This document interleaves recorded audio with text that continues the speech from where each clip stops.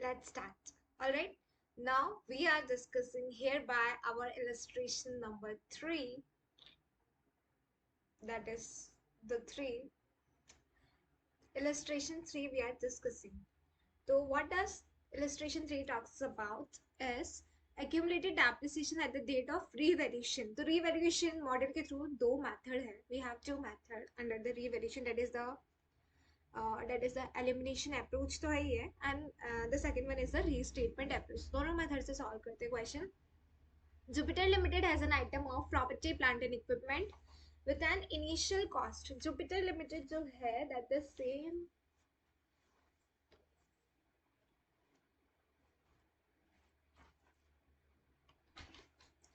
Jupiter Limited has an item of property, plant and equipment with an initial cost. जिसकी cost क्या दी है हमें?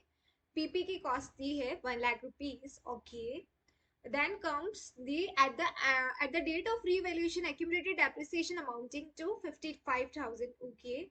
We have given the accumulated depreciation. Where is our MS Word?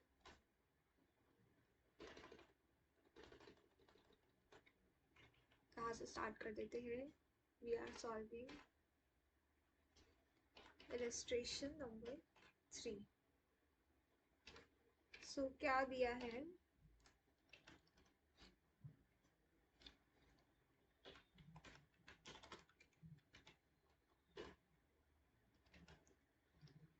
Jupiter Limited has a PP with an initial cost of rupees 1 lakh.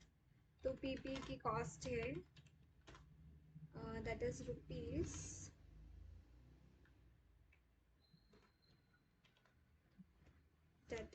rupees 1 lakh. उसके बाद at the date of revaluation accumulated depreciation दिया है, accumulated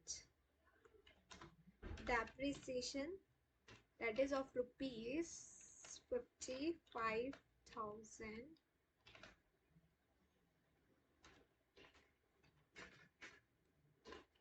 Then comes the next. The fair value of the asset with reference to transaction similar asset is assessed to be this. और fair value क्या दी है हमें? Fair value जो है the same is given as rupees 65,000. Correct? ये सारा हो गया हमारा. Now depreciation as per the elimination. Depreciation as per what? Depreciation as per the elimination approach से भी journal entry बतानी है. Pass the necessary journal entry. What we need to do is to pass the journal entries. तो main तो हमें यही करना है. So if we talk about with the depreciation elimination approach. Depreciation elimination approach में कैसे जर्नल एंट्री पास करते हैं? डेप्रिसिएशन एलिमिनेशन अप्रोच में how we can pass the journal entry is, तो डेप्रिसिएशन एलिमिनेशन अप्रोच में क्या होता है, जब भी when we need to charge the depreciation, तो in that case एंट्री क्या होगी? तो accumulated depreciation account debit to PP, just like the normal जैसे एंट्रीज होती है. तो accumulated depreciation being depreciation charge हम बोल सकते हैं accumulated depreciation account debit to PP account. और with what amount? तो जिस amount से depreciation लगेगा उसी से accumulated depreciation कितने से लगेगा? 55,000 से. तो 55,000 से एंट्री कर देंगे and then come the to PP, तो 55,000 से डेबिट हो जाएगा. यही एंट्री होनी चाहिए ना. एज इन नॉर्मल केसेस में भी ऐसी एंट्री होती है when we जब हम बोलते हैं that being depreciation has been charged या जो भी है accumulated depreciation. तो being इसके लिए हम क्या नरेशन लिख सकते हैं? मैं एज अ जनरल नरेशन लिख रही हूँ being depreciation being depreciation charged on PP. फिर उसके बाद जब हम देखेंगे कि रिवैल्यूएशन लॉस हुआ है या गेन हुआ है, तो अगर हम फेयर वैल्यू देखें तो वो कितनी है, फेयर वैल्यू है हमारी 65,000। फेयर वैल्यू इज रुपीज 65,000 है, दैट इज इन रुपीज। और जो हमारा कैरिंग अमाउंट है, नेट कैरिंग अमाउंट, जो हमारा नेट कैरिंग अमाउंट है दैट इज ऑफ रुपीज कितना है, तो जो पीपी की कॉस्ट है लेस, उसमें से हम लेस करेंगे डेप्रिसिएशन, एक्यूमुलेटेड डेप्रिसिएशन, तो हमारा नेट कैरिंग अमाउंट आ जाएगा। तो नेट कैरिंग अमाउंट कितना आएगा, पीपी की कॉस्ट कितनी थी, 1 लाख रुपीज थी, उसमें से हमारा डेप्रिसिएशन कितने का था, 55,000 का था। तो अकॉर्डिंगली हमारा जो नेट कैरिंग अमाउंट है वो कितना आया, दैट इज ऑफ 45 का आएगा, 1 लाख माइनस 55,000, तो 45,000 का आ गया।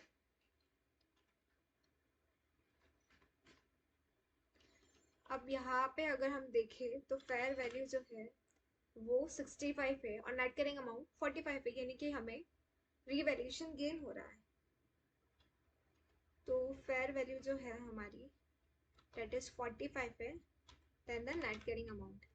ऐसे भी लिख सकते हैं कि 65,000, जो 65,000 रुपीज है that the same is greater than 45,000 rupees. तो इसकी एंट्री हम कैसे पास करेंगे इन द नॉर्मल केस, तो कैसे हम उसकी जर्नल एंट्री पास करेंगे, रीवैल्यूएशन हमें क्या हो रहा है, गेन हो रहा है ना, तो पीपी अकाउंट डेबिट, जैसे हम नॉर्मली करते हैं, just like PP account debit to revaluation gain and with what amount, तो जो हमें गेन कितने का हुआ है, तो गेन तो हमें हुआ है 65 minus 45, that is of nothing but of the 20,000 का।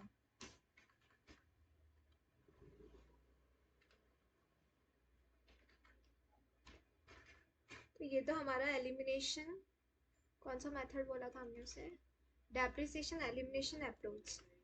देखते हैं इसमें क्या कर रखा है। तो this is what, this is our method 1। Revaluation model जो है उसके अंदर दो मेथड है। First one is the depreciation elimination approach, उसमें मैंने कुछ भी नहीं किया है, जो हम नॉर्मल में करते हैं जस्ट एज वही किया है, depreciation elimination approach, accumulated depreciation to asset and cost. तो मैंने भी डेप्रिसिएशन के साथ एंट्री की थी, एक्यूमुलेटेड डेप्रिसिएशन टू पीपी किया था, इन्होंने एसेट लिख दिया, दैट डजंट मैटर मच।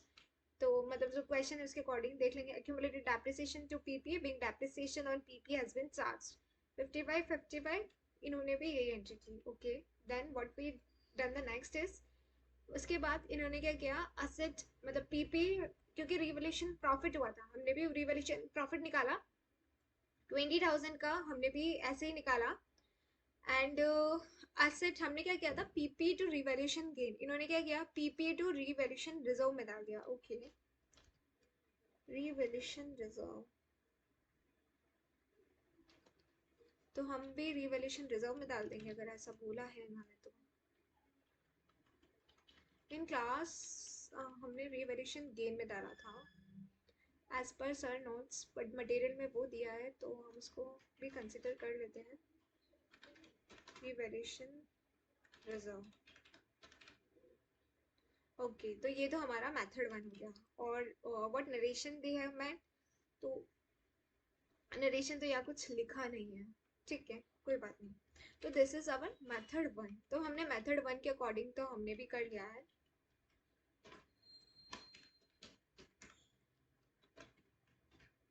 अब हम ट्राई करते हैं with the method number 2।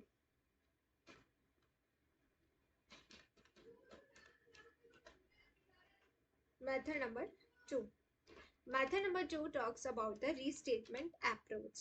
Method number 2 is talks about the restatement approach की बात करता है। तो रीस्टेटमेंट अप्रोच में भी वैसे ही निकालते हैं, उसमें बहुत ज़्यादा डिफरेंस तो नहीं है, बट या in this we need to calculate the revaluation loss और गेन परसेंटेज। तो इस वाले केस के अकॉर्डिंग तो रिवैल्यूएशन गेन आ रहा है, दिख भी रहा है, और हम निकालेंगे तो भी वापस वही आएगा। तो हमें क्या करना होगा, गेन आ रहा है तो फेयर वैल्यू, अब हमें मतलब रिवैल्यूएशन यहाँ हम लिख सकते हैं रिवैल्यूएशन गेन और लॉस रिस्पेक्टिव केसेस में जो भी आ रहा होगा उसका परसेंटेज, रिवैल्यूएशन लॉस गेन का परसेंटेज हमें निकालने के लिए हमें एक फॉर्मूला भी लगा बोल सकते हैं इसे, this is what the formula. तो हमें क्या करना होगा, fair value less net, fair value less net carrying amount then divide by net carrying amount and multiplied by 100। ये फॉर्मूला लगाएंगे तो हमारा आ जाएगा रिवैल्यूएशन गेन और लॉस। फेयर वैल्यू कितनी थी, 65,000 थी हमारी, माइनस उसके बाद हमारा जो नेट कैरिंग अमाउंट था वो कितना था, नेट कैरिंग अमाउंट था हमारा, मतलब net carrying amount is what, जो आपका कॉस्ट है पीपी के जो कॉस्ट है ग्रॉस कैरिंग अमाउंट है उसमें से आप लेस करोगे accumulated depreciation, that is what, that is कितना था, 55,000 accumulated depreciation था, तो we will reach to the net carrying amount, so that is 45,000 in our case, 45,000 divide by हमारा net carrying amount कितना है, हमारा net carrying amount है that is of rupees 45,000 multiplied by 100। ये करेंगे तो हमारा आ जाएगा the revaluation percentage and all। तो 65,000 minus 45,000, ये तो हमारा 20,000 आ गया था, divided by 45,000 multiplied by 100, so this comes as 44.44 percentage, ये आ रहा है। उसके बाद जब हमें जर्नल एंट्री पास करनी होगी ना, तो इन दैट केस जैसे कि हमारा यहाँ आ रहा है मतलब हमारा यहाँ पे प्रॉफिट आ रहा है, प्रॉफिट आ रहा है, प्रॉफिट आ रहा है तो हम पीपी की जो वैल्यू है उसको डेबिट ही करेंगे, PP will remain debit, PP asset account जो भी है, पीपी अकाउंट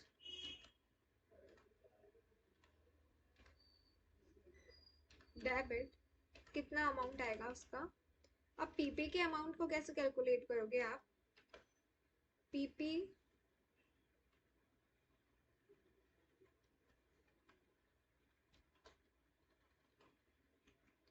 पीपी टू, पहले अपन ऐसे भी कर सकते हैं, टू एक्यूमुलेटेड डेप्रिसिएशन और टू रिवैल्यूएशन गेन लॉस जो भी है।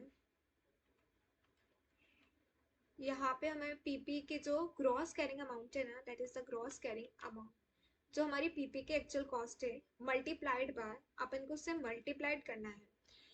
ये जो रीस्टेटमेंट अप्रोच है, मतलब I know the method that how to do this method, but इसका रीजन क्या है मुझे तो याद नहीं आ रहा है। If you know the reason ऐसा क्यों करते हैं इस मेथड में और उस मेथड में, तो please comment in the comment section so that I also come to know about the same thing. और उस स्टडी मटेरियल में भी ऐसा लिखा नहीं है कि क्यों कर रहे हैं ना, और सर ने क्लास में बताया था या नहीं मुझे याद नहीं इतना। तो please comment in the comment section if you know that why we do in the revaluation model में ऐसा क्यों करते हैं एंड कॉस्ट मॉडल में ऐसा क्यों कर रहे हैं। तो रीवैल्यूएशन मॉडल के जो दो अप्रोच, एलिमिनेशन वाला एंड द रीस्टेटमेंट वाला, तो इसके रीजन आई थिंक बताया तो था बट मुझे याद नहीं आ रहा एट प्रेजेंट। तो if you know the things तो please comment in the comment section that what are its reason, whoever you taken the classes, that doesn't matter, ultimate our goal is to learn the things and retain the things and with logic as well. So if you know the things so please comment in the comment section and let me know as well that what are the reason basically why we are doing so।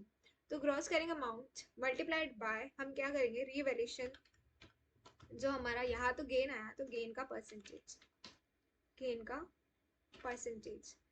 तो accordingly ये कैसे होगा, जो हमारा 1 लाख की cost है PP का, that is the gross carrying amount, मतलब बिफोर डेप्रिसिएशन मल्टीप्लाइड बाय 44.44%, ये आ जाएगा।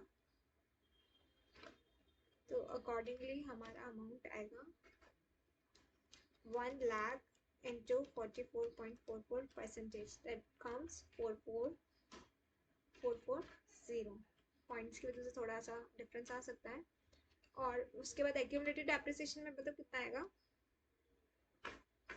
जो हमारा रीवैल्यूएशन गेन है, तो इसमें जो हमारा रीवैल्यूएशन गेन है उस मल्टीप्लाइड बाय उसका percentage, revaluation percentage.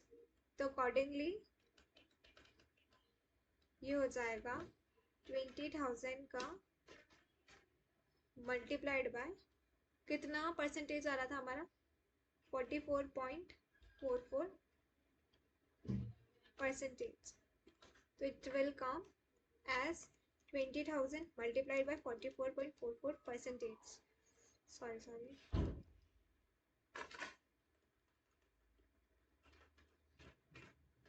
Revaluation gain loss तो जो हमारा accumulated depreciation उसमें आएगा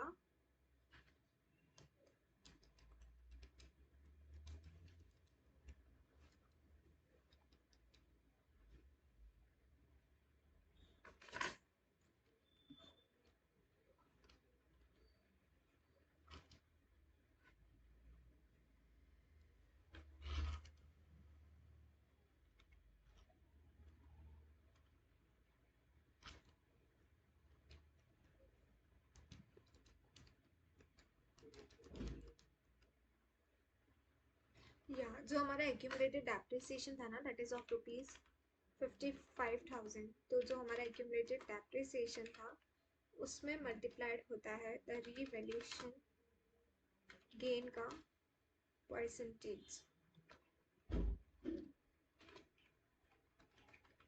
तो अकॉर्डिंगली जो 55,000 का डेप्रिसिएशन था मल्टीप्लाइड बाय 44.44 का परसेंटेज, दैट विल कम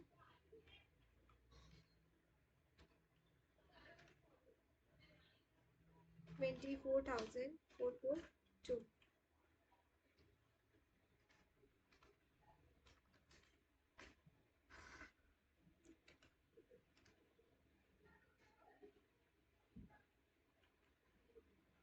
थोड़ा राउंडिंग ऑफ आ रहा है, इस वजह से रीवैल्यूएशन गेन, मतलब रीवैल्यूएशन गेन था हमने 20,000 निकाला है, इनका डिफरेंस निकालेंगे तो क्या आएगा 19,998।